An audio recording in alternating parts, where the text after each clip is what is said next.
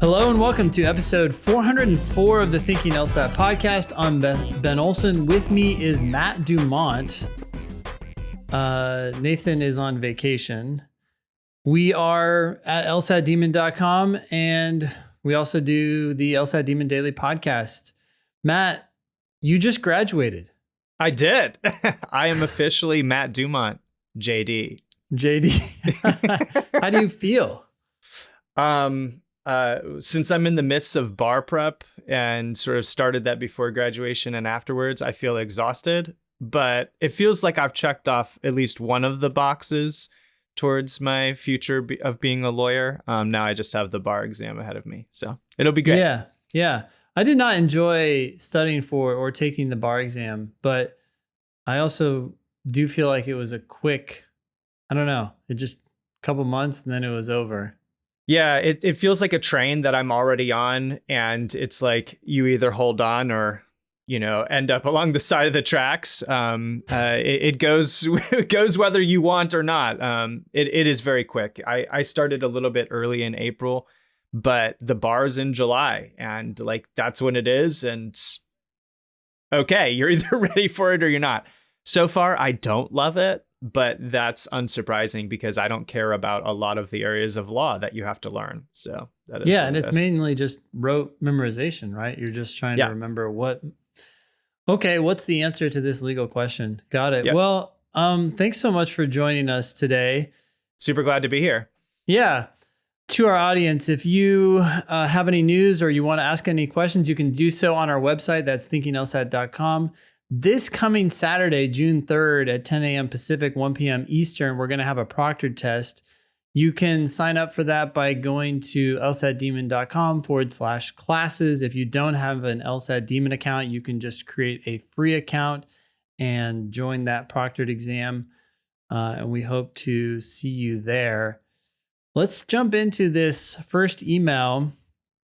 This is from a recent LSAC email about, quote, dual mode.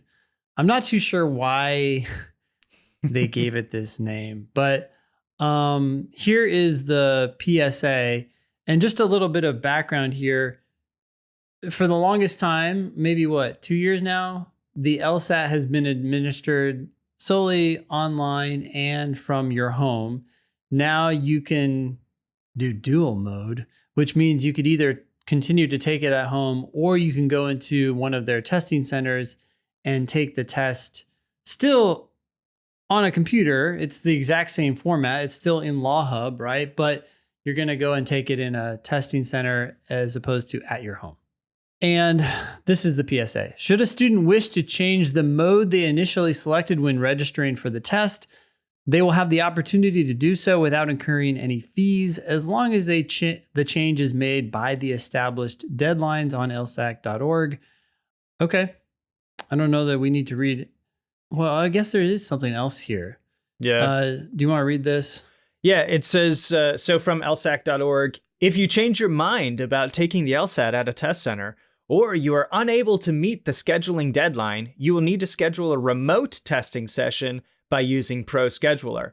You'll have until 3 days before testing begins to schedule a remote testing session. You can only change from remote testing to a testing center if the 7-day deadline to schedule for a test center has not passed. I thought the deadline would be associated with the deadline to register for the test. I thought it would just be that, but it sounds like you can make this change a lot closer to the actual test. Yeah, but there's it seems like the default is going to push you back towards taking it remotely. If you don't manage to schedule through the testing center. I also just think that the entire name of this dual mode is such a misnomer because it's not like you're doing it two different ways. It's like you have option A and option B now. How is that dual mode? But yeah, no, whatever. I agree 100%. When I first heard the phrase dual mode, I thought they were referring to something that would take place during the test. Right. Which would also be weird. So you can change things without fees. So that's nice. Yeah, and relatively close to the test. I do think that they probably are more willing to let you go to a remote proctored test as opposed to a testing center test. Right. In part because they can save money. I think they have to pay this testing center. And so. Yeah. And the flexibility of like, there's limited time slots inherently at going to a physical location that only has 10 computers or 20 computers. And, that kind of limitation as well. There's no limitation towards them scheduling you at home. It's just you always have access to that, or at least in theory. So I think that's why they're defaulting towards that at home testing as well. Cool. So this is from producer Eric. He says, since Matt is our resident logic games guru, I've assembled some logic games related questions. Maybe begin with a brief intro into worlds for newer and non-demon listeners. Do you want to start there? Yeah, sure. Okay. So I'm super fortunate to have been a teacher for the LSAT Demon for, 3.5 years now, I guess, because it was through my entire law school experience. We'll use experience. Yeah. Is that a euphemism for something else, or? Yeah, I mean, it's definitely an experience of something. Yeah.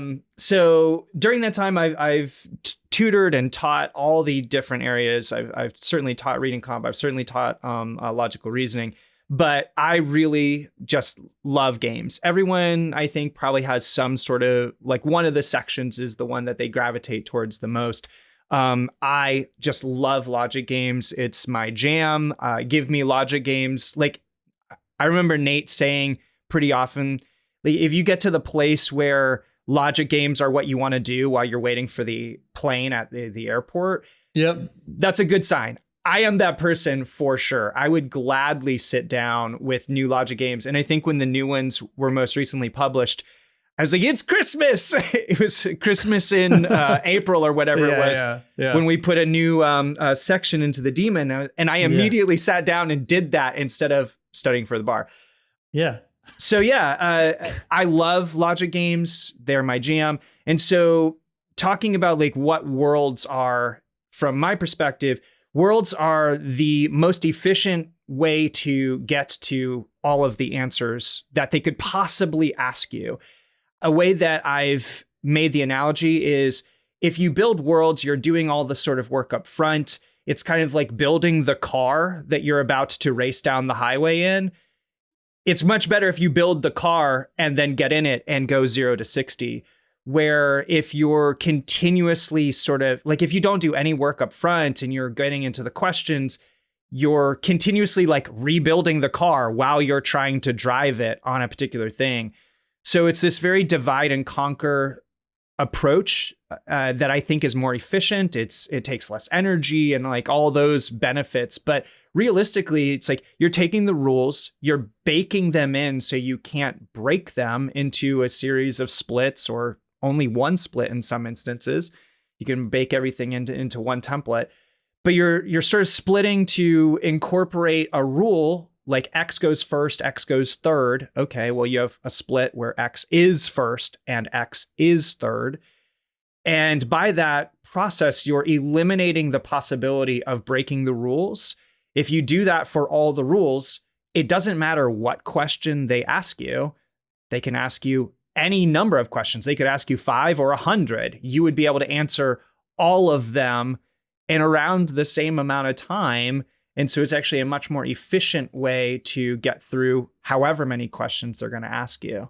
You know, to take your analogy a little bit further, it's almost like you're either building a car and then racing down the highway, or building a tricycle, racing down part of the highway, then discarding it, like kicking it out of the way. Say, okay, I don't need that tricycle anymore. I'm going to build another one. And then let's keep pedaling madly. And yes, you can build a tricycle faster than you can build a car. Sure. Generally. But once you have the car, it's like, bye, see you later, right? And that happens a lot. People start going into the questions right away very quickly when they don't do worlds. Yeah. But then people who have created worlds just blow right by them and do games. And sometimes 5 minutes? Yeah. Sometimes crazy times that you just would not think are even remotely possible, because you've now solved the system. Right. You've built the car. Okay, cool. It's been a bit since I've really sat down and done time sections, because my LSAT journey is 3-4 years behind me. But I remember doing sections and like accommodations aside, because I was not an accommodated student, so take into consideration if you are an accommodated student, your times might differ, but I wasn't rushing through anything. And I was still doing entire time sections knowing that I got every single question correct in around like 20 to 25 minutes. And like, there's just no way that you're going to do that with plug and chug. There's no way you're going to do that with brute force. You're going to be skin of your teeth on some of them.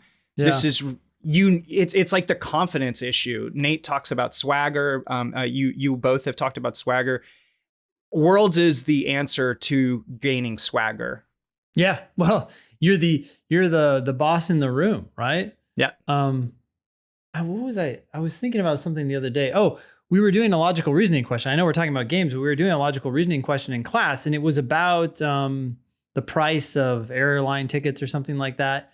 Sure. And I was sitting there and I was saying, okay, wait, they're talking about these tickets in constant dollars. They're saying that they're the same price from this year to last year. So maybe that means that this year there's $106, but last year they were $100 because we've had 6% interest or whatever, right? And people invariably ask at the end, they're like, you're going through this passage, and I realize this is logical reasoning, but you're going through this passage and you're giving very concrete numbers to exactly what they're talking about. And I just didn't do that when I was going through the passage. You're adding, do you really take the time to understand that?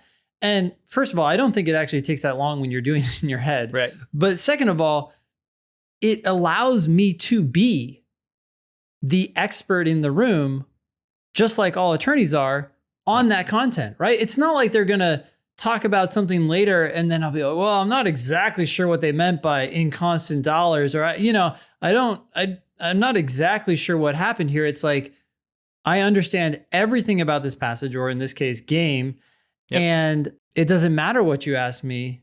I'm the boss. And that's what attorneys do. Right? They don't go in there and be like, well, actually, wait, what do you guys think? I'm not totally sure on that point. Yeah. People, when they get to law school, are going to realize that the logic games look like and behave like a lot of things that they're going to encounter throughout their legal career. These look like rules of evidence. These look like statutes that you're going to say, hey, did my client commit this crime or not? And realistically, a lawyer is going to have to be the master of that material, just like you need to be the master of this particular logic game. And you're going to get into the elements of that rule. You're going to go look at the nitty gritty of those words and understand them forward, backward. Where's the fail points? Where aren't the fail points? Where is our case strong? Where is our case not strong? This is essentially teaching you how to read critically in that same kind of way. And by putting it into a system like this, LSAC is testing whether you can solve the system just like you would on a statute. I love that. I love the idea of saying, hey, I'm going to become a master of this logic game in the same way that an attorney would of a statute or rule. I think that's totally applicable. Yeah, very good. Well, Eric notes here are two of my most frequently asked questions in logic game classes. Eric also teaches for the Demon. First question is, how do you know when to stop making worlds? So I've always said this in kind of two ways. I have I don't know if you and Nate are gonna love this, because I'm pretty formal about this, but I asked myself. Oh, you're fired. Thanks, Matt. It's been great having you on the show. Awesome. I will tender. I do it very formally because it helps me think about it in a way that keeps me objective a little bit. I'm not getting emotionally invested into this particular rule or whatever. I say, hey, is it possible to split based on this rule? And so the example I used earlier is hey, X is first, X is third, right? Mm-hmm. I could put them in either place. Then I ask myself, is there benefit to splitting? Does it help me? Does it help me advance the game? Does it help unlock some sort of understanding? And so the way that I look for it is I look for setting up dominoes. I look for, hey, this X is first, X is third situation triggering maybe another rule. Maybe there's another rule that says R can only go first or last. And so now I see how these rules interact with each other. It doesn't matter whether I choose X or R to split on first, because they both interact with each other in a particular way. Only one of them can go first. And so if one of them is first, it's going to push the person to the other place. And so by splitting on X or splitting on R, it helps me in at least one of those places by pigeonholing one of the other variables. That's what I look for. I go, hey, can I split here? X can go first or X can go third. So yes, I can. Does it help me to do so? That's sort of like the yes or no. That's the go, no go for me on whether I continue to split. And so from my perspective, I generally split more than maybe some other people might do. I have no problem making 8 worlds, making 10 worlds, making as many worlds as I need to, as long as it's still helpful. So I become I want to be as concise as I can be. I want to only make 4 or only 1, but I'm going to make 8 if that prevents me from making a mistake. That's the ultimate question. And so when a lot of people ask me like, hey, what's the correct amount of worlds? I instead say, if you're asking yourself what's the correct amount, you're focusing on the time aspect of this. The better question is, did you solve the system? Did you get the questions right? Because tomorrow you can be a little bit more efficient. You can be a little bit more concise. Split too much when you start, because there's no such thing, because we can always dial it back as you get better and get more mastery over the subject. I love your 2 questions because they're so easy to remember. Absolutely not. In fact, so Eric says this is one of his most frequently asked questions in Logic Games classes. I got this question yesterday in my class when we were doing a game, and I answered it in almost exactly the same way, and yet I didn't use the same wording as you use. So I'm going to steal your wording. Can I split? And then is there a benefit? The way I described it in class is, well, I guess it's essentially the same. Can I split? And then number 2, you're asking, is there a benefit? What I was telling people is I'm looking to see if I put X in 1 or X in 3, do I get an immediate obvious inference? I haven't drawn anything down on the paper, right? I'm just like, okay, if X goes in 3, in my head, do I see an immediate domino fall? If I do, then usually that's enough for me to say, okay, I'm going to commit to this. And that's your benefit question, right? And I think that's the step that people were missing, because the one person who was asking the question, I think he had been convinced by us to do step 1. Yeah. Split, right? It's like, H. Okay, I'll split on H, or I'll split on J, or whatever. Because you can. Rule. You can. And it's like, hey, do the mental work up front. And I'm not asking you, I think maybe this is where people also get mixed up, is they think that they need to do it all in their head. Right. And see how it all unfolds. It's like, I don't know how it's going to unfold. But if I can't see an immediate obvious inference, just the first step from knowing that X is first or X is third, then where are we going to go from there? Probably nowhere. So let's look for another split opportunity. Yeah, and that's another thing that I tend to relate to people. Is like, I don't need to go down the entire rabbit hole. In fact, I don't want to go down the entire rabbit hole of going, okay, so if I put X here, it's going to make R go here, which is going to make Y. Like, no, it's a simple yes or no question. Does it help me? Not how does it help me? That's a very different question to ask. And so because I want to put it down, get rid of that initial rule, X goes first, X goes third. I'm now done with that rule. I'm done with X from the game. Then it's really easy to go, okay, I know that triggers the R rule in some manner. Now let me turn to the R rule and integrate it as well. So it's a very like, does this split help? Is like a great question to ask yourself. Yes or no? Does it help me? I'm not asking you how it helps you. You can figure that out as you continue on in the process. That's the point, and that's how you know yes or no whether splitting is helpful. Excellent. That's awesome. Next question. What about games where it doesn't make sense to build worlds? Okay. So my response to this is world's first, world's always. There is 100 games, I think, in the Demon. And people are like, well, what about this game? And I actually challenge students to bring me a game that they're like, no, you can't make worlds on this. And I promise you, on every single one of them, I make worlds of some variety. Now, they might not work on the way that you traditionally think about this particular game and like what worlds are. There might be some outside the box thinking about how to incorporate the rules in this particular one. But even the spelling gibberish game, which literally has infinite possibilities, I do something before diving into the game because that is my MO.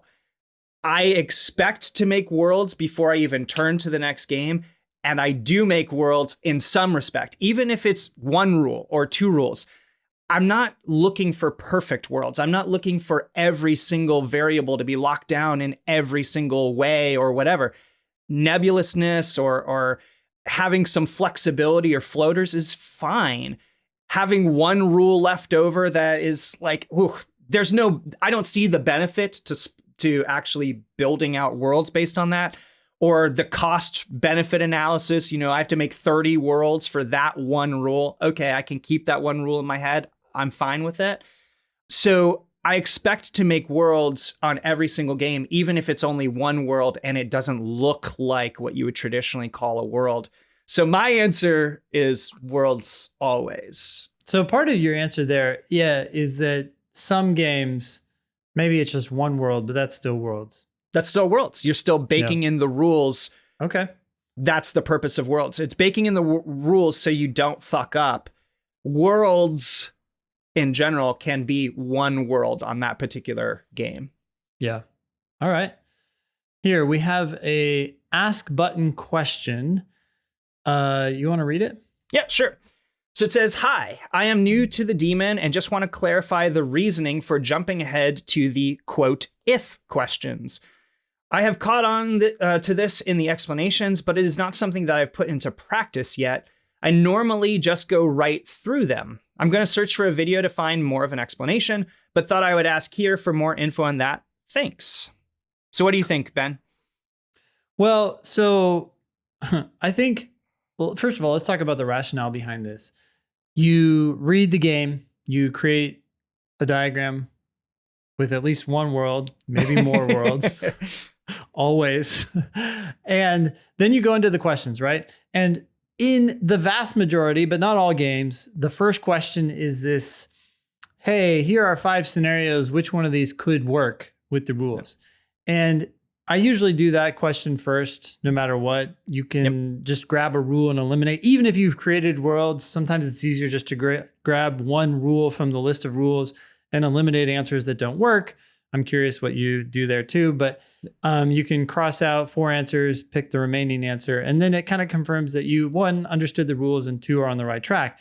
Then you have the rest of the questions. And some of those questions start with if. Some of them don't. A question that doesn't start with if might say, which one of the following could be true? That's it. Open-ended question, right? Another question, though, could say, hey, if T is in third, then which one of the following could be true? So now all of a sudden that question has really, in effect, added an additional rule to the game that only applies for that question. And what we've told people to do for a long time is to go ahead and do all the if questions first. After you do that traditional first question, do all the if questions, because you're gonna, in a lot of cases, well, at least this is what was historically true, and we can talk about this more, but historically what that meant was you were creating a new mini world or diagram where T is third, figuring out what must be true on the basis of the fact that T is third, and then answering the question. And you could use that sample or that scenario to answer non-if questions. So it made sense to do all the if questions, even if they weren't the first things to appear, and then go back and do the other questions, because you might be able to use the information you learned from the if questions to answer the other questions. Yeah, which is a total home run. Yes, absolutely. Like if they ask you which one of the following could be true, and you're like, well, yeah, in a later if question that I did, I saw that right after T goes third, S, yes, could go fourth. When they ask you what could be true, and one of the answers is S is fourth, you just look at that diagram, you're like, yeah, it can go fourth, clearly. So anyways, I feel like the value of this step has dropped. Yeah. But it's still not zero. Yeah.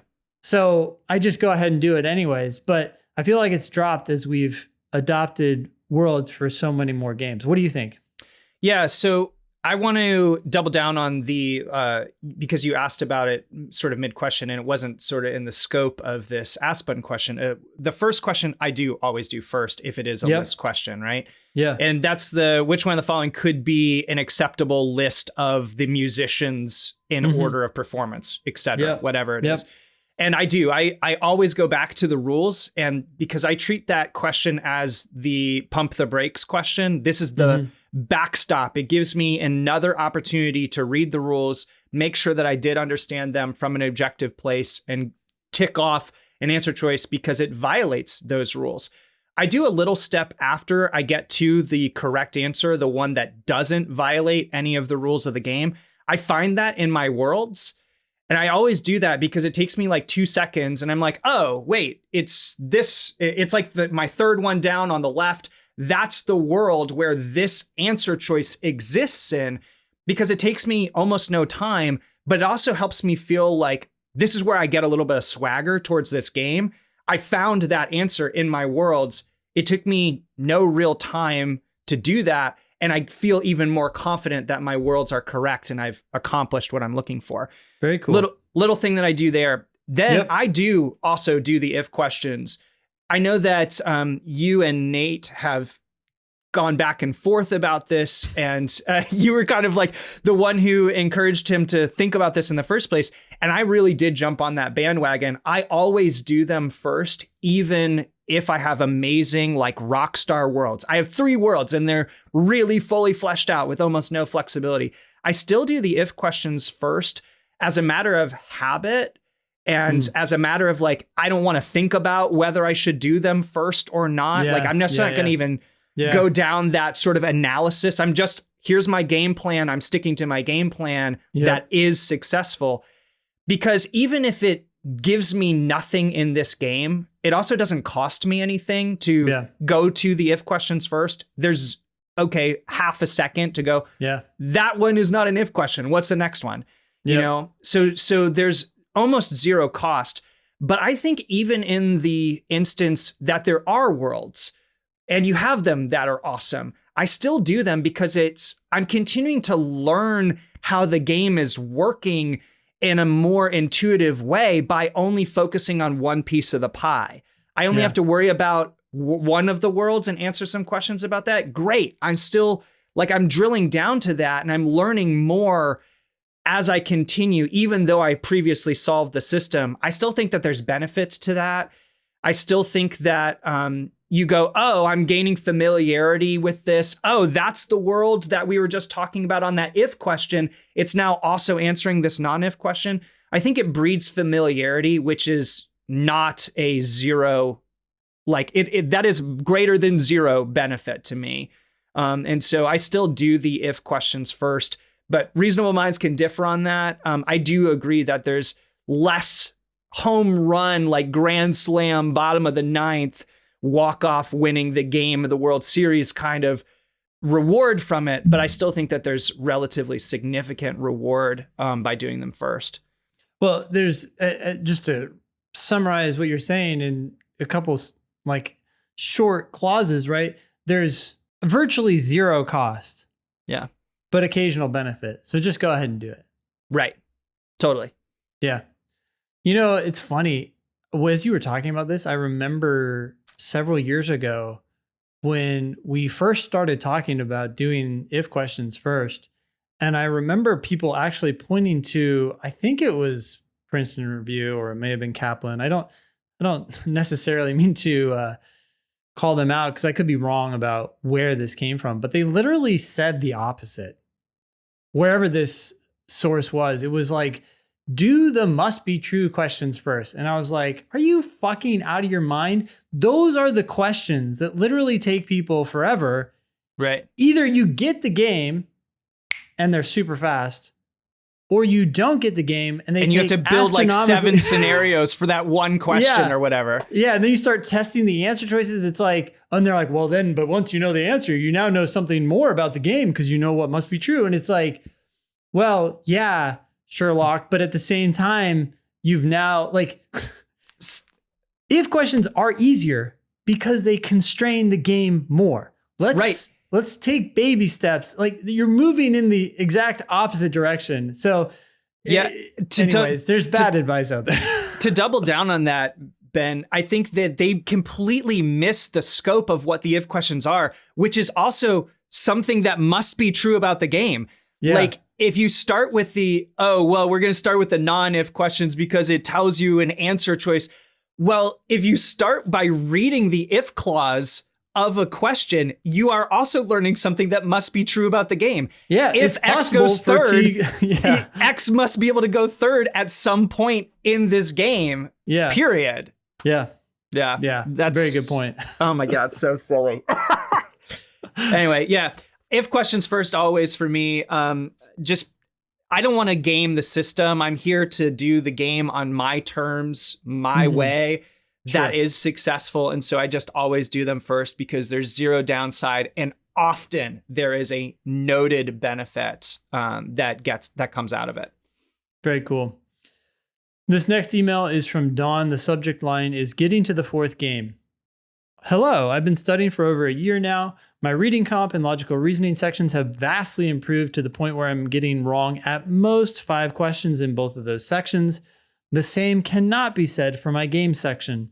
On average, a game takes me 13 to 14 minutes.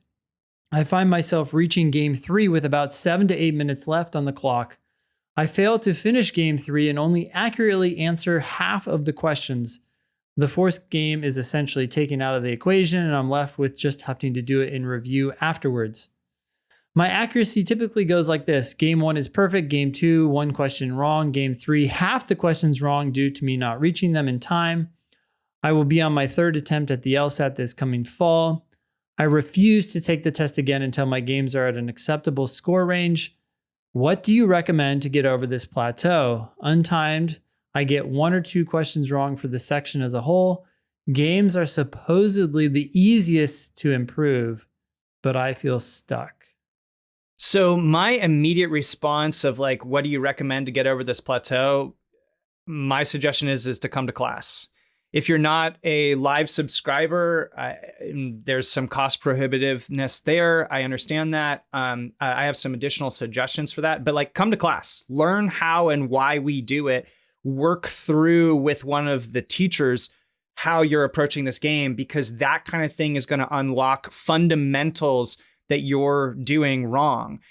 If you can do a section untimed and still miss stuff, there's fundamentals there that you are getting wrong. Yeah, that's a good point. Games is definitely a section you need to perfect first. Right. Yeah. So my first inclination is like, hey, come to class, right? If that's not in the cards or for any other reason, like your time zone, money, whatever, my suggestion to people who really are trying to get better at the games is, so blind review everything, which is if you missed anything on that particular game, you need to blind review that question and your setup, because maybe you missed something in the initial setup that caused you to miss that question or questions. If you missed more than one question on a particular game, there's something fundamental likely afoot, that you didn't understand a rule or incorporated a rule incorrectly or did something along those lines. You missed a world by not splitting all the places that X could go. You only did 2 out of the 3, for instance. Sometimes if you only miss one, it's just a case of, oh, I misread that question or I didn't understand what it was asking explicitly. And you can figure that out pretty quickly in your blind review. One of the things that I've recommended to people that tends to be really helpful, though, is, okay, I've blind reviewed this. I understand where I went wrong, but I am trying to become better at making worlds in the first place. I am trying to get better at this process, more efficient at going, hey, there's no wrong place to split here, but there's better ways to split. I could have split on this rule or this variable instead of this other one, which kind of led me down in a bad way. And I started over, or scrapped, like all that kind of stuff. A way to avoid that is to become better at identifying and choosing the places to split, and then how to domino, how to add on to that, how to do the next step, how to split the next thing that you're adding on. And that comes with practice, right? My question for Don is like, how many games have you done? There's 400 of them. Have you done 50? That's awesome. You got 350 to go. So continue practicing, and through exposure, you'll become hopefully more comfortable and more efficient. But a real helpful place is after you've done your blind review, you've taken your second crack at this game, turn to an explanation video, then start watching it, start listening to Ben, Nate. There's certainly videos from myself on many of these games as well. Start listening to how we're discussing the start of this game and see where we make our first move. Then hit pause and go, be objective with yourself and go, okay, is that what I did? Why not? Sort of examine that process and then see if you can take it from there. It's like a booster step. It's like, hey, we're giving you the leaping off point, and see if you can take it from there and go, oh, wait a second. By starting with this rule, I see how it dominoes into rule 3, and then rule 3 dominoes into rule 1. And we identified that by carefully reading and examining these rules in the first place and understanding them. But by you starting to get exposure to that, you'll start hopefully adopting our thought process. I heard Ben and Nate in my ear as I was taking the actual official LSAT over and over again, was like, oh, I should split on this. I should not split on that, blah, blah, blah. I heard their voices in my head. And I really encourage you to try to listen to how our thinking so that you can adopt some of it for your benefit. There's no right or wrong way to do all this stuff. I think there's better and worse. And that can be really helpful towards making you more efficient. It's not rushing. It's you're being more deliberate. You're being more focused. It's like, I've taken the shortest path between A and B. I didn't jog it, if that makes sense. Yeah, thanks, Matt. That's a very good answer. I think that this idea, people really need to understand what you're saying here when you tell them, start watching the video, and then as soon as you get a clue, pause it, and then try to take it from there. Because right. if you just sit back and watch the video, it's essentially biking around with training wheels on. Right. What you want to do is he's watching someone else bike around. Okay. Yeah, you're not even biking yourself. You're just sitting on the lawn chair going, yeah, good job. That looks cool. Oh, okay. I think I get how it's done. I know how to bike now, right? I've watched Ben bike around the block and do all these cool tricks and go off of jumps, but you haven't tried it yourself. Yeah. The sooner you can pause. So there's balance here, right? Someone who's very new to the process, like, fine, watch the whole video, just really try to understand it. And then maybe at that point, try to redo the game, right? Like, okay, wow, I just saw it all. Because you'll be surprised, even though you just watched the whole game, you watched all the questions being answered and explained, you sit down on a blank sheet of paper and try to do that game again, I guarantee you, there will be steps that you're like, oh shit. Yeah, what they do next. I know T has to go fifth, but I don't know why. I can't remember why. And you were just spoon-fed everything, yet it's not there. So the redoing is still going to be valuable. But as you get better and better, and Don, it seems like you've been doing this for a while. So you're probably at a point where you can start to get a clue, turn off the video, and then see how far you can take it. You may get into a place where you get stuck and you need help. Well, then hit play again and see where you went wrong. So you still want that feedback, but you're charging ahead of the video rather than the video charging ahead of you. Yeah, I think to sum that up, it's like, don't sit back and try to learn through osmosis of watching someone else do it. Yeah. You have to do this yourself. And that goes back to my first suggestion is, okay, or my first question for Don, how many of them have you done? It kind of ties into that. You learn by doing. And so you can get a boost from us by learning maybe a better starting point of that kind of stuff, but you still have to run the ball. You still have to do the work yourself in order to learn from it. And so I would encourage you, Don, first off, make worlds. Worlds are the most efficient way to get through these games. It's going to cut down your times over time as you get more comfortable with them. But then you have to learn from us by starting a video, hitting stop, and then trying to take the ball from there. Yeah.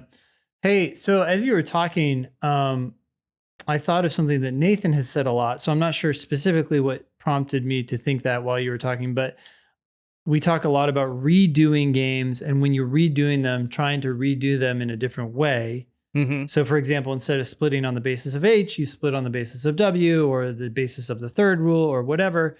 And I think, I'm curious what your experience is, but I think I get some resistance to that in class. Like I may be explaining like, oh, hey, look, let's split this game on the basis of LP.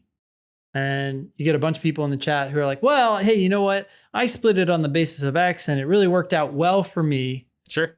And they kind of check out. It's like this game, you know, I did it in 10 minutes, which actually could be very slow. I got them all right. I split it on the basis of X. So it's nice what you did there, but I'm not really even interested. Right. Reactions? Yeah. Yes. So I do get that a bit. And the pushback is like, well, I did it this way and I was successful. I got all the questions correctly. And I'm like, okay, great. You've answered the first and primary question is like, did you solve the system?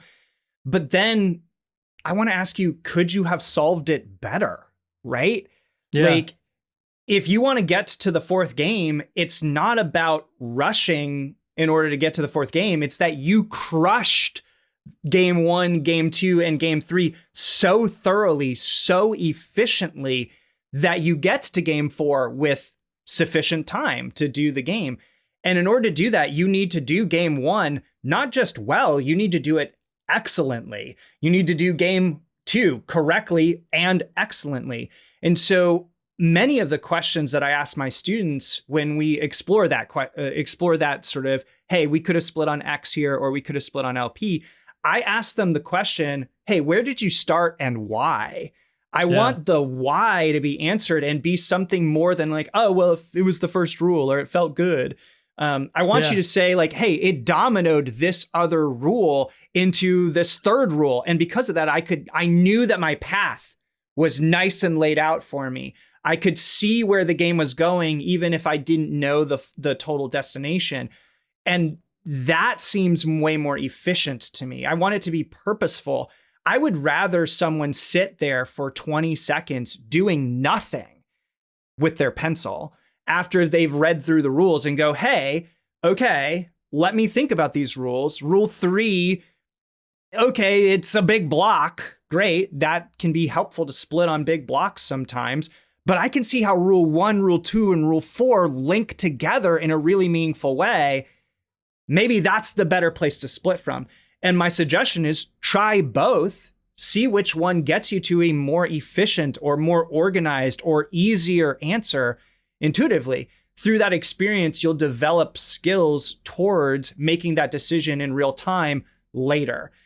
So the answer is yes, I absolutely encourage people on purpose to still try something new. If they started with X, why didn't you start with LP? When you do it again, see which one you like better, because there is some subjectivity there, I think. But which one made more sense to you? Which one was intuitive? I'm not going to say that my way is the best way. My way might just be better. Yeah, 100%. I also think that this whole time element, when people spend 10 minutes on a game, that could be extraordinary. Some games out there are consistently 14, 16 minute games, right? So 10 minutes is crushing it, but 10 minutes could be astronomically slow for some other games, and people are so excited about it. It's like, you really just can't judge that. You just have to try the game again in a different way. I do want to ask you one more thing about this. What if, okay, we go back to this person. They did X, they split on the basis of X. I'm splitting on the basis of LP, and they got all the questions right. And they did it extraordinarily fast, 5 minutes. I still think that there could be benefit to at least exploring the idea of this alternative thing, if only to confirm that you did it the best way in the first instance. Again, that's still useful information. because you've now gone, oh yeah, I had a good instinct. And here's a reason why that other instinct to not go that other fork was correct. I still think that there's value there. You don't have to do the entire game. You don't even have to do the entire split or whatever of all the worlds. Start analyzing in a real way by doing it, which rules are better and which rules are worse in this particular context. If you do that enough, you will become better at doing that generally. Yeah, I agree 100%. I also think the best test takers, the best gamers, if we want to call it that, are the ones who can also deliver on these subpar splits. Yep. Right? So like, congratulations, you picked the best split. You did very well. Can you also perform in a less ideal environment? Yeah, because where are the most difficult games going to be? They're going to be the ones where it's not really easy to see, or there maybe isn't an amazing split. There's just a variety of kind of shit splits, and you have to choose one of them and go to town. Yeah, exactly. Yeah, totally. Okay, very cool. This next email, so this one's from Brenda. The subject line is law school a wise financial decision? I already have somewhat of an answer here, but Matt, go ahead and read the email. My gut reaction is it depends. In true a future lawyer response, I would say it depends, and probably not. Yeah, right? There's like a presumption, no, but go ahead. Yeah, rebuttable presumption, no. So Brenda says, hello, Ben and Nathan. I have spent thousands of dollars and 2 years working on getting into law school. And they have our parentheticals saying essays, LSAT, reapplying, researching loans, etc. And I'm wanting advice on if it's a wise financial decision to pursue law school still. So I'm going to stop there and just sort of reiterate something that has been said on the podcast any number of times. It's a sunk cost. Your time and your money beforehand is a sunk cost. You can walk away today or not, and that sunk cost doesn't disappear. Just because you have thrown yourself at this for a while and have spent a lot of time and a lot of money isn't by itself a good enough reason to stay. So just to say that before we continue. This is, I want to double down on that because I think it's a foreign concept for a lot of people. Hopefully, if you've been listening to this show or you're just generally listening to podcasts out there like Freakonomics or whatever, you get familiar with this concept because intuitively it's very hard to grasp, right? People do it all the time in relationships too. They're with somebody for 5 years. It's not working out, but I've invested so much of my life into what am this I going to do if I start over? Yeah. That's not the question. It's not what you've invested. It's what's going to happen going forward. And that's just very hard for people to let go of. But anyways, go ahead. Yeah. I like analogies. I teach by analogy a lot in my class, and almost always my analogies are kind of crazy. It's like, can I fit murder into something, or can I fit like bank robbery or whatever? So here I'm going to use kind of a grotesque analogy. Like, hey, I had my hand amputated, sunk cost. Should I continue up the arm or not? Right? Just because I've already cut off my hand doesn't mean I should also cut off the rest of my arm. So anyway, this person continues on, I hardly have any savings because I've made some bad decisions in my early 20s. Like many people in their early 20s make bad decisions. While I was planning on only going to law school on a full ride and going part-time, I'm beginning to wonder if it would even be worth it. All the attorney jobs I aspire to would be high stress and low pay for the first 5 to 10 years of my career. She gives the example of juvenile defense. I'd still have to take loans out for living expenses or books, probably, right? I would probably take a pay cut from the work I'd be doing while in law school. Should I consider just staying a paralegal so I can actually retire and not paying off loans for the rest of my life? So, Ben, what do you think? Well, first of all, Brenda, I'm glad that you're going into this whole process with your eyes really wide open. I mean, they can probably open even further as you learn more, but you're a paralegal. You know the kind of work that you're getting into. I don't know that you're emailing the right show if you're looking for some like, go get him, kid, right? Yeah. Good luck. Your law school is great. I went to law school. I wish that I hadn't. Matt, you went to law school. You are glad that you did, I'm assuming. For now, at least. Yeah, for now. Okay. Check in 5 years. Yeah. I hate this shit. But so, there are some people who love it and make a lot of money doing it. I do think you're right. If you want to go into juvenile defense, yeah, your return on investment is going to be low when it comes to money. I'm not talking about life fulfillment. I was just listening to the book Build.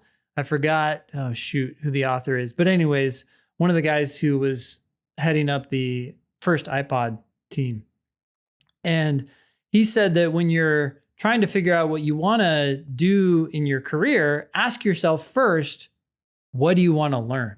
Because your career is you're going to have to learn a lot about whatever path you go down. And maybe that makes the time, the money, the effort, and so forth worth your while. Maybe you really want to become an expert in juvenile defense and beyond the expertise of a paralegal. But financially, yeah, you're right.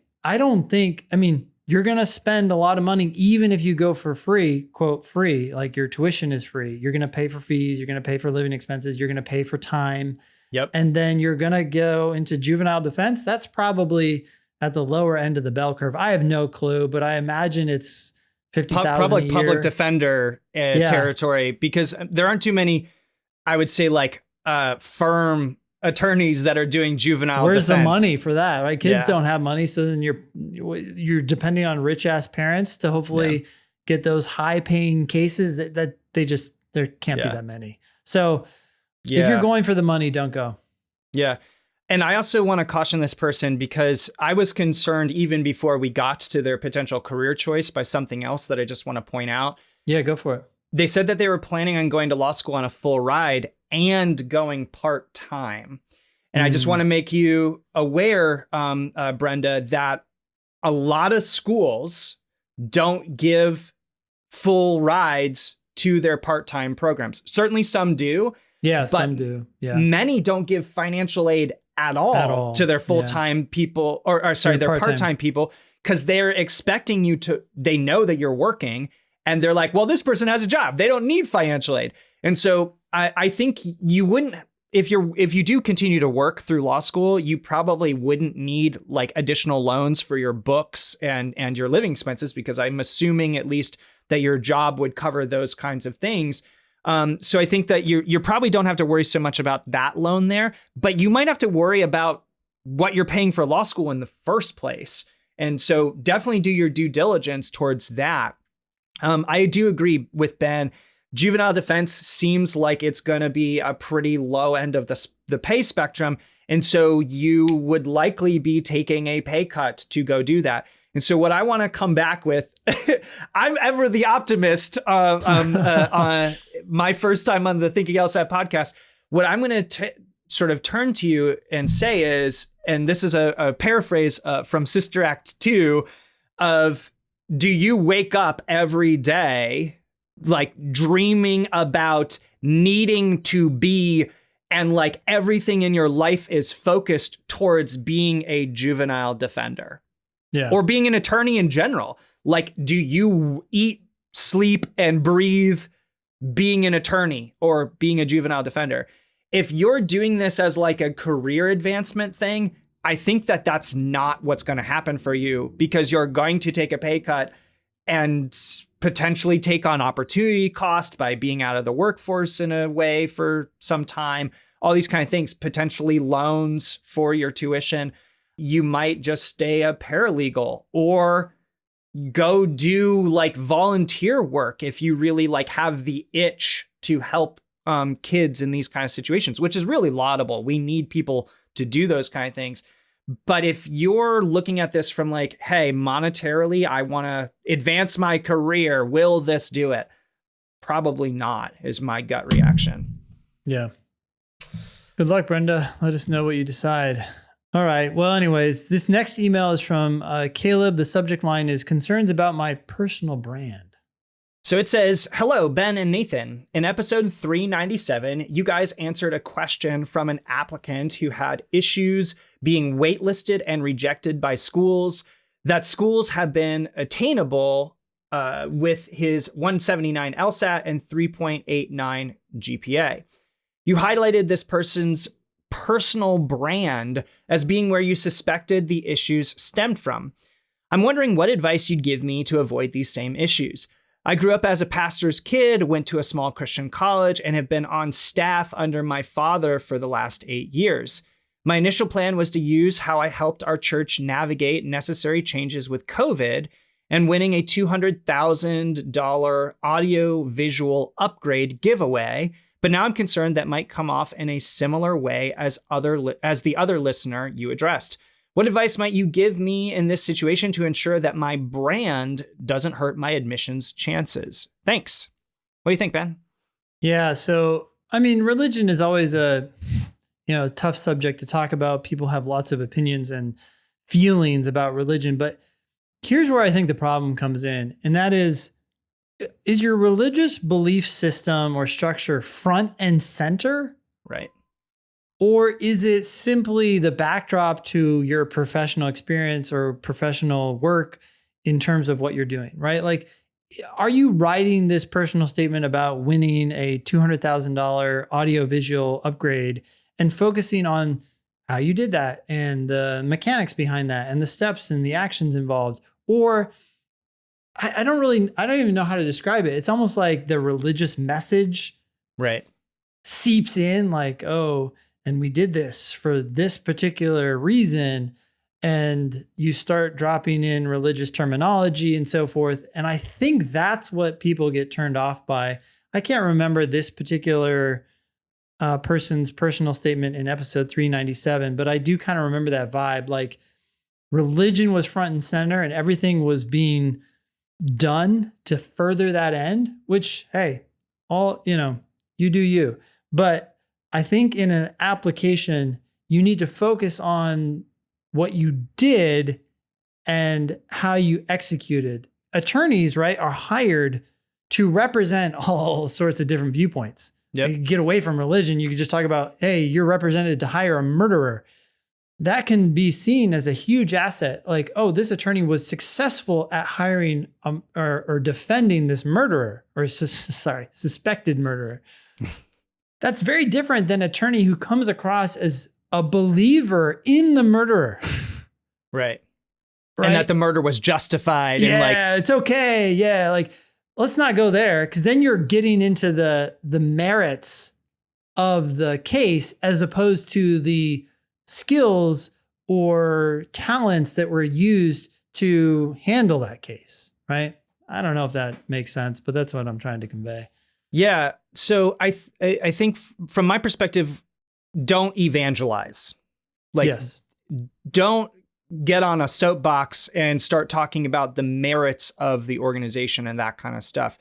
I think that there's or your message or anything like that. Yeah. It's sometimes it's subtle. I don't know if sometimes these statements or the people writing these statements even realize how this can come across. So you have to just be cautious in it. Yeah. Anyway, sorry. Yeah. So I think that there's totally the opportunity here, though. If you were, for instance, thinking about writing a personal statement on these sort of circumstances that you helped your church navigate, I mean, I could totally see a 2-page personal statement talking about how you navigated these different challenges and you got this $200,000 upgrade for a entity, whatever that entity is. Like, yeah, do you even need to mention the church? And I'm not telling you to not mention it, but I'm saying, yeah, if the church should be a subtle like thought, not front and center. That was really the problem with this episode 397. Like, everything about that person's application just screamed like religion, Right. And so I think if there's the opportunity that you could easily omit the name or the sort of like religious context, you're probably fine. If you can't omit it without losing chunks and like important foundational elements of your personal statement, that's probably where it veers into, okay, I'm hitting them with this a little bit stronger than I maybe should. The other thing that I want to just also like sort of caution you about is you have this stuff on your resume. Maybe there's something else that you could talk about. That would be a potential applicable way to do it. You volunteered for an organization and you solved something for them or helped with this problem. That's a really easy way to, even if it was like a Christian organization again, or a religious organization again, you know, by veering away from this, you're, of course, by virtue, not talking about how this particular entity is your entire purpose, your entire being. But again, I think, you know, you could totally talk about this in a personal statement if the churchy element isn't necessary. If it's not a necessary component of this statement, of this overall thing, I think you're probably fine, because then you're not talking about in the way that Ben would be concerned. Thanks for writing in. Next one. Yeah, go for it. So it says, hey, and then it has like a little hand wave emoji, which I love. It says schools will have something similar to the following optional statements as part of their application or as part of a scholarship application. And then it has quotes. It says you may submit an optional, in italics, optional statement on any one or more of the following. A, aspects of your upbringing, life experience, work or service experiences, or education that you believe set you apart from most law school applicants. Semicolon. B, economic disadvantage or other obstacles you have overcome in pursuing your education or career thus far and in applying to law school. End quote. This person then just says, how would you recommend responding to this? For the first question, I'm having trouble figuring out how it's different from a personal statement. As for the second question, how can it be answered without trauma dumping, making excuses, or possibly harming my application? Thanks, Jay. What do you think, Ben? Okay, so first of all, these statements are optional. You can do any one or more of the following. So someone in theory could, you could do none, right? You could do one, you could do both. So those are your choices. I think there are some arguments on both sides for writing these optional statements. So let me talk about that for a second, and then we can get into whether you agree or disagree. But first of all, writing optional statements shows seriousness, interest, commitment to the school, right? If you just send in the personal statement, you don't do any extra work, you are sending somewhat of a signal that, hey, you are not my top pick. Because for my top pick, you're more likely to do all this extra effort that you can to show your interest and commitment. So that's one reason to maybe consider doing one or both of these optional statements. Now, here's the counter argument, and I think it's totally legit. Okay, so let's say you have to write your personal statement. Let's say you then add another statement, but this other statement is not as much of a home run as your personal statement. Your personal statement is a home run. This one is less so.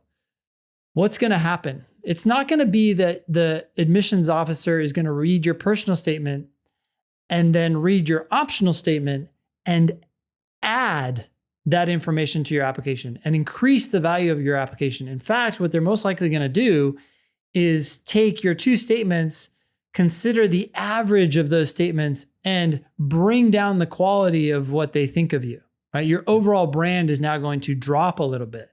So if you don't have something to add here that's the same or better than your personal statement, I think there's an argument here to not write it, that nothing is better than something that's subpar. Little tangent here, but this is why, when you listen to medical ads and they have to give you the potential side effects, that they give you like 20, right? It's much better to hear, and they usually end on the lamest ones, right? So, potential side effects include death, heart disease, stroke, coughing, and, nausea. Palpitations. And they want to throw in there as much as they can, because if they just said potential side effects are death, you would anchor on that and say, well, fuck no, I'm never taking that medication again. But they slip it in there with a bunch of other things that you absolutely do not care about, like sneezing and eye twitching and all that other stuff, in a very real and deliberate effort to get you to average out all those potential risks and not think about them as seriously as you would otherwise. So anyways, coming back to this, if you add a bunch of stuff to your application and it's not that great, it's going to bring down your application, not add to it.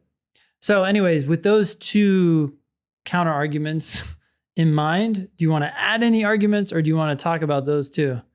Yeah, I want to encourage people to think about every statement that you submit to the law school, whether it's your personal statement that's required or whether it's some character and fitness thing that's required, or, you know, in a quote unquote optional statement, GPA addendum, or something like this that's prompted.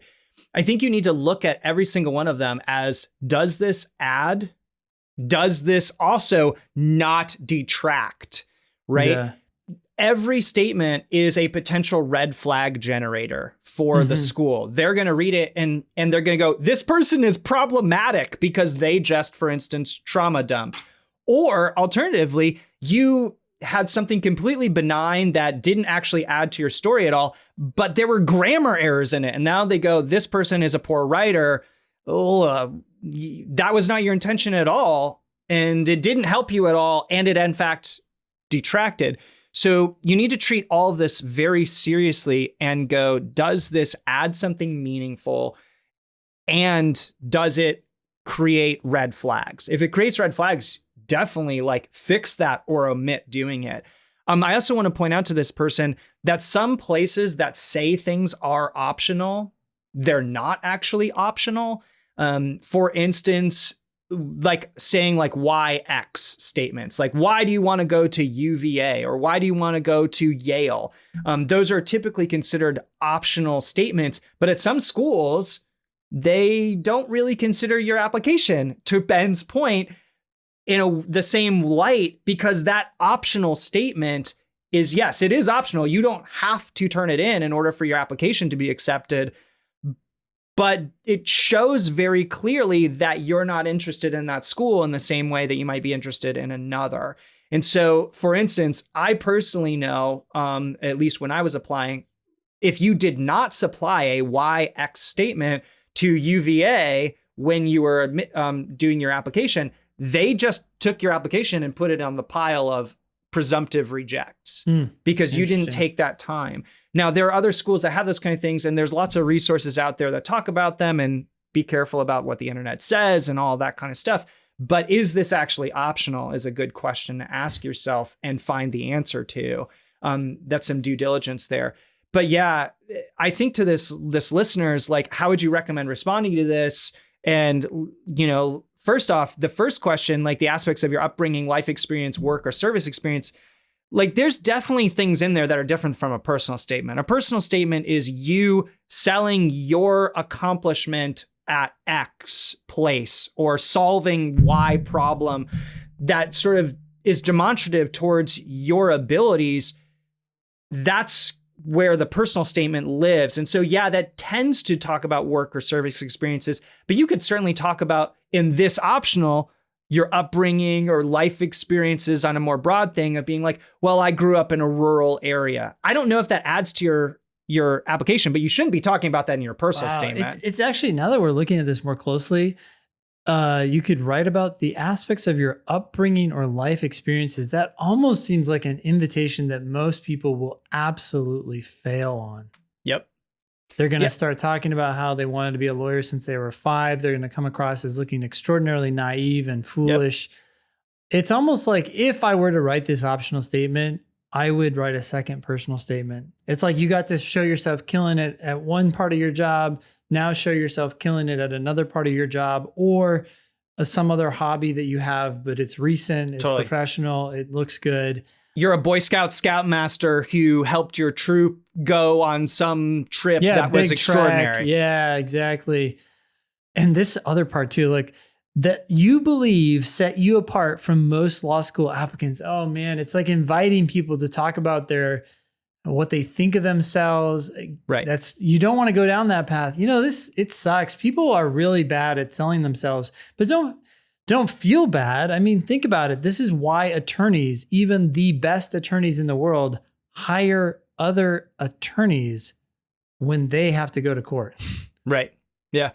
To give an example, I think of something that probably would be okay. From my perspective is like, okay, you have your personal statement about some work thing that you did that was amazing and sells you, but then a life experience that you did that might, quote, set you apart is like you hiked the Appalachian Trail.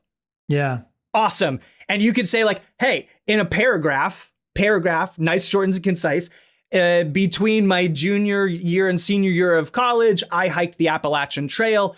It required me to do X, Y, and Z. I did X, Y, and Z. I was very successful in doing this and I had a great time. Fantastic. Like that's a very different thing. Yeah. And it shows like, you have different sides to your personality. Or totally. You're not just all work or all bookworm, but that's also a great example, right? It's not something you did at the local book fair. Yeah. Yeah. No, it's very cool. Yeah. I think something like that about this. Yeah. And to the other part of this, like the economic disadvantage or other obstacles you've overcome in pursuing, like a way to avoid trauma dumping there, because that was one of the questions that this person asked about, is like stick to the facts and don't like overshare beyond even the prompt. So if, for instance, you were homeless, maybe, like that seems like an economic disadvantage, an obstacle you may have overcome. And you could say that. But wait, in like Matt, do you want to talk about that? I don't know that you'd want to bring that up. I don't know that you'd want to bring that up either. But again, like it has to add, not subtract. And so if, for instance, you were 10 and we're like, hey, my family spent a year living homeless, after which I managed to get straight A's in high school, right? Like I think there's a very careful but like deliberate opportunity there that you can talk about something that you overcame. But again, like I would be so careful and veer towards not doing this. Well, so the one thing about the example you just gave is that if you're a 10-year-old and your family is homeless, it's pretty safe to say that none of that is your fault. Right. You're a 22-year-old and you're homeless. What? Probably a problem that you created. Why? Yeah, exactly. How much of a role did you play in that situation? So we don't want to talk about it. Anyways, yeah, this can be a landmine situation depending on how people approach it. So be careful. Yeah. Red flag generators. That's how everything should be construed. Yep. Next one. Yeah. This one's from Mark. The subject is starting my LSAT journey. Hello. My name's Mark, and I'm going into my senior year at Arizona State University as a business law major. The ideal law school that I would like to attend is Arizona State Law. Good news for you. Arizona State seems to be playing this scholarship game very aggressively. So good luck. That should be good for you. Mark continues, I speak 3 languages, have excellent work experience in law firms and recommendations from top lawyers and professionals. My biggest problem is my GPA. I currently have a 3.6, but I believe I can bring it up to a 3.7-ish by the time I graduate. I just started thinking about studying for the LSAT. I would be able to study this summer, but I'd probably have to pause my studying efforts when school starts again so I can focus on my GPA. I also plan on taking a gap year after graduating. My main questions are, when should I start studying for the LSAT?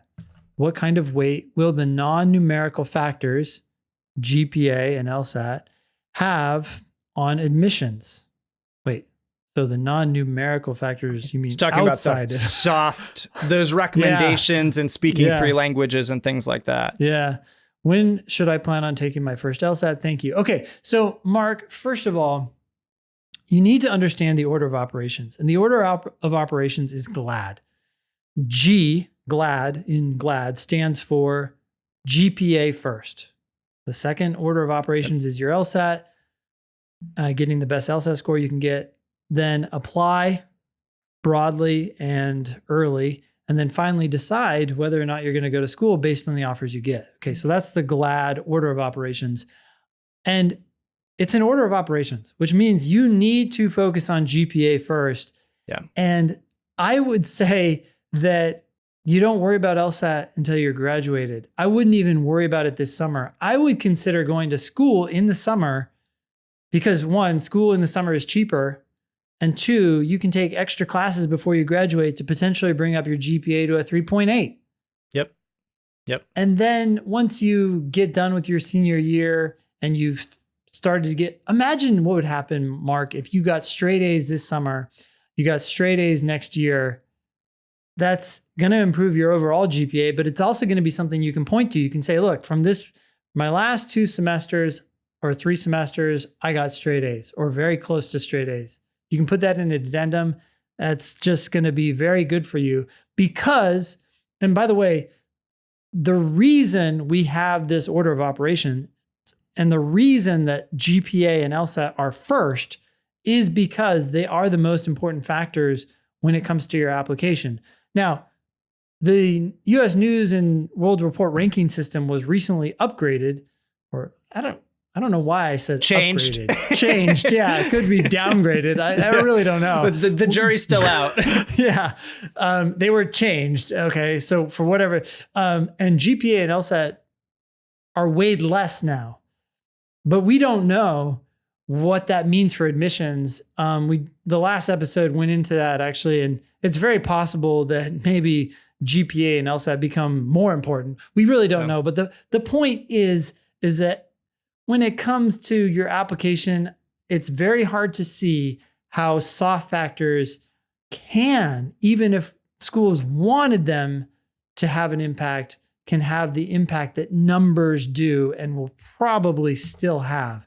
And it's a lot more than the soft factors. Anyways, I just said a lot. What are your thoughts? So, I just want to double down on what Ben said.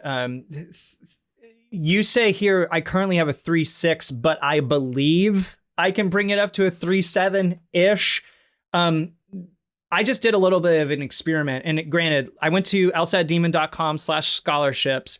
I typed in Arizona so that I would be looking at Arizona's stuff. I did a little of an experiment to examine based on past year's data, because everything in the scholarship estimator is estimating based on past year's data. But I did a little bit of an experiment of what increasing your GPA from a 3.7 to a 3.8 would do. Yeah. Now, a 3.7, in order to get a full tuition at Arizona, you, according to the estimator, would need around a 173 LSAT. If you bump to a 3.8 GPA, you could still potentially get a full scholarship with a 171. And so by bumping up your GPA somewhat significantly, it will make your LSAT journey easier. Your GPA journey is still in process. You must focus on that first. And to Ben's point, if there's any way that you can bump it up even higher than a 3.7, that is only going to do benefits for you. It's going to open up more doors or make your LSAT journey a little less pressure, even though you still want the best score you can get. It's like, whoa, I have an even better GPA now, so it's not going to weigh me down on my LSAT as much. It's going to open more doors. The other thing I want to sort of ask about is like, why Arizona State? I mean, Arizona State, certainly a good school, certainly fine, but putting in like a 3.8 and a 170, you're looking at full tuition places at other places. So do you want to look at other places? Like, why Arizona State? Is Arizona State going to get you specifically to the job that you want? And I think you explore those kind of things by speaking with actual attorneys in the positions that you want to occupy. Excellent points. I wanted to elaborate a little bit more on what you were just saying about GPA. If you can go from a 3.6 to a 3.7 or from a 3.7 to a 3.8, Mark, I think that's going to help you a lot more than, say, if you were coming to us and you're like, hey, I have a 3.0.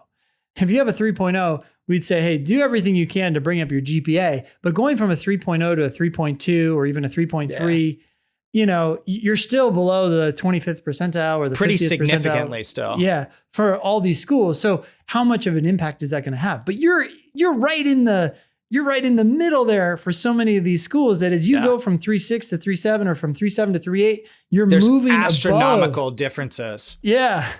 Like being right below the median and then right above or at the median has a big impact, and you're still within reach. It's like Yep. you're about to reach like you could reach over the mountain.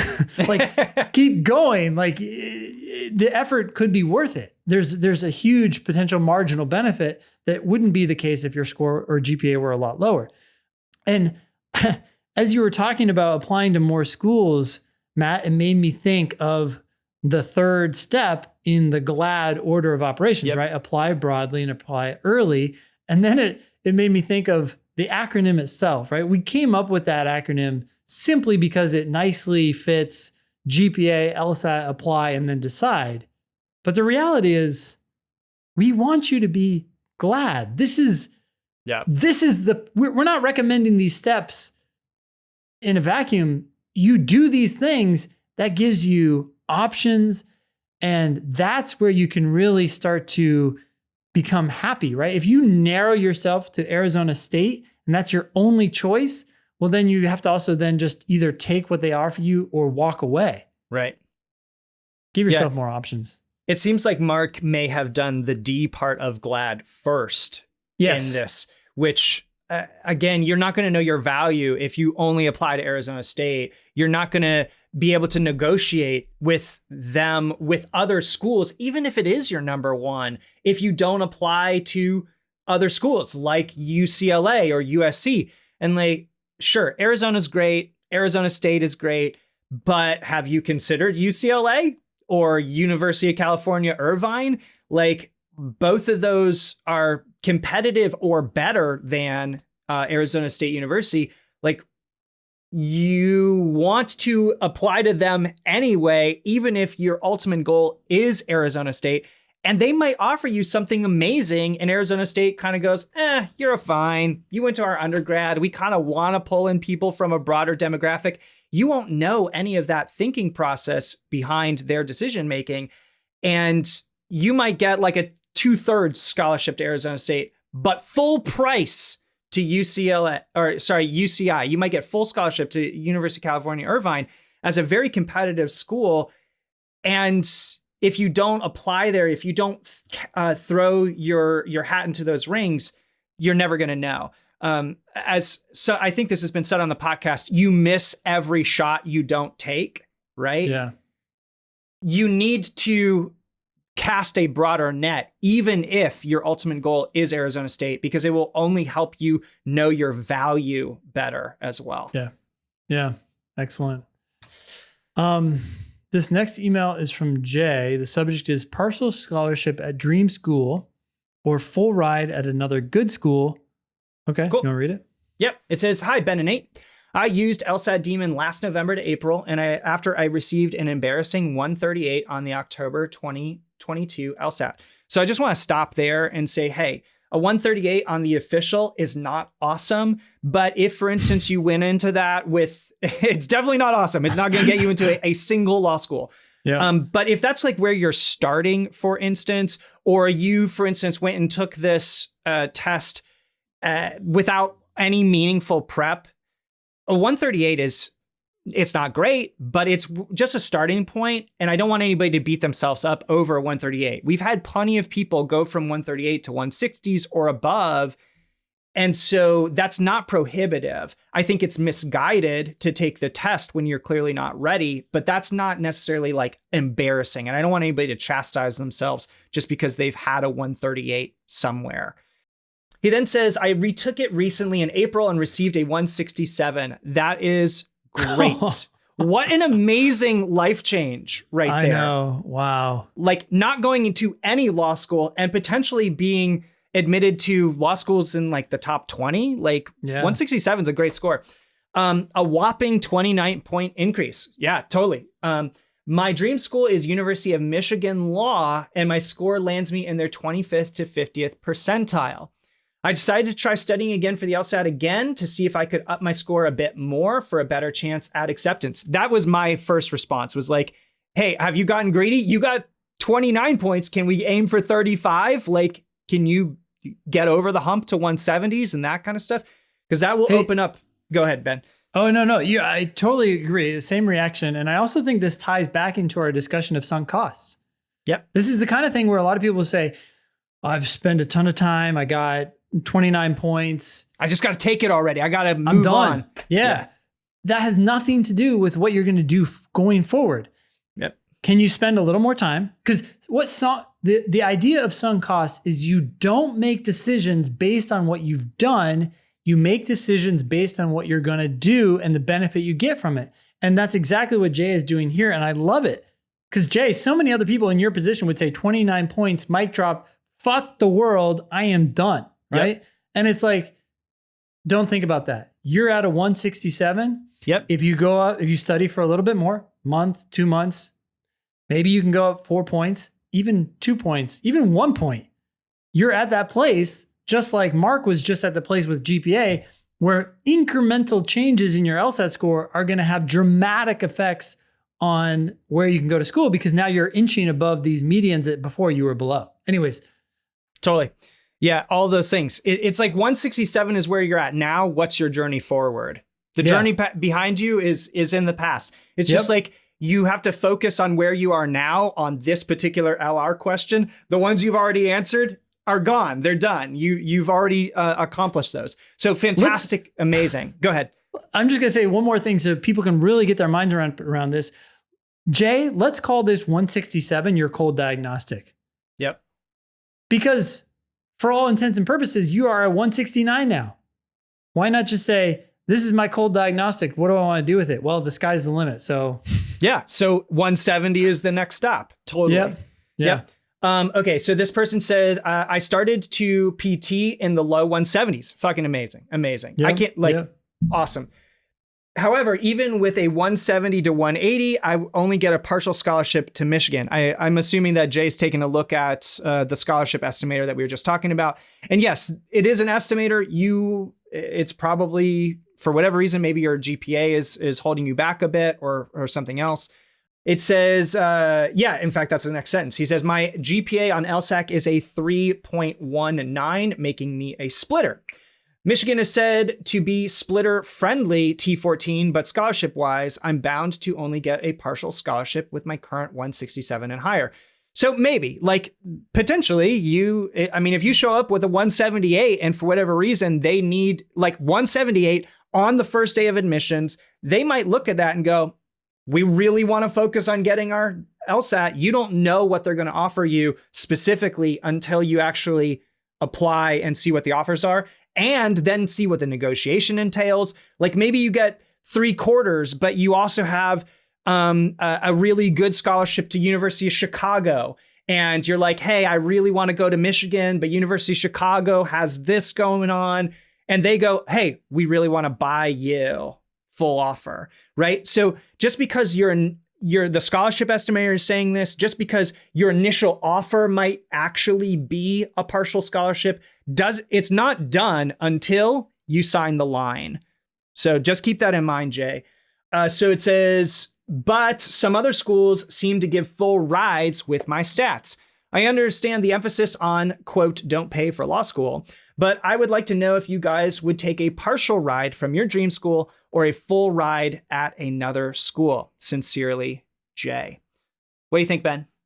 Well, Jay, there's a lot going on here, and you may not like what I'm about to say, but I want everyone to understand this, that when you say that Michigan is your dream school, it means that you believe something that may be false. And we do this all the time, by the way. We pay more for brands that we have bought into. But you got to realize that the education industry is all in on this game. They are branding themselves as better or worse than other schools.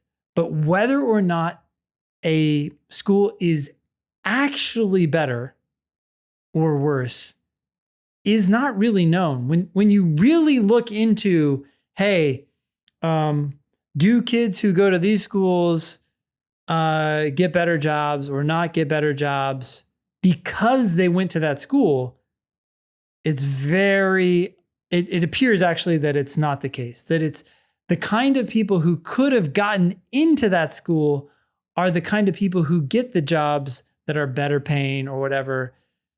And therefore, the school didn't actually add any value to them going there. Yeah. Anyways, I just, if you can get a full ride to another school that doesn't have the brand cachet in your mind, it's very possible that you've been deluded and there is no actual difference in value. And so if you go to the place that's free, you've now just won, because there were two apples on the shelf. They're both the same quality apple, but one has a Nike label on it. Yes. And someone thinks, oh, well, therefore it's better and it's got more nutrition or whatever, that it's going to taste better. That may actually not be true. Yeah. But the thing about branding in our culture and in our country or in our world, I guess, is just that it's so powerful that people actually believe that it's better. Yeah, I played around with the scholarship estimator a little bit, did some stuff like 3.19 and then put some numbers in the 170s.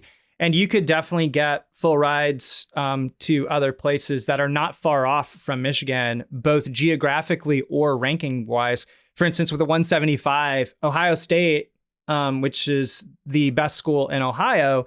And I also have to say, go Buckeyes, because I'm a huge Ohio State fan and this person is talking about Michigan. So go Bucks. But you could look at Ohio State full tuition in Columbus, potentially through one of their scholarships there. And it's not far off. You're going to be competing geographically with similar positions in the region, Columbus, Ann Arbor, Detroit, Chicago. It's in that same kind of triangle. But you're graduating with zero debt, which lets you go into any position you potentially want to go to. If you want to go big law, great. Now you can buy a house after your first year instead of paying off your student loans. And so there's a lot of value there. I want to speak from my own personal anecdotal experience, because it wasn't necessarily like a dream school, but I had a school that I was very fond of, and that was UCLA. And with my stats, I had somewhere around like a 2/3 offer to UCLA. I also had, I think 50,000 out of 65 current. That was the price 4 years ago now at George Washington in DC, but I had a full ride to Maryland, and I chose to turn down those two better schools. I mean, UCLA is certainly a quote better school. GW is a quote better school, at least as far as the rankings are concerned, compared to Maryland.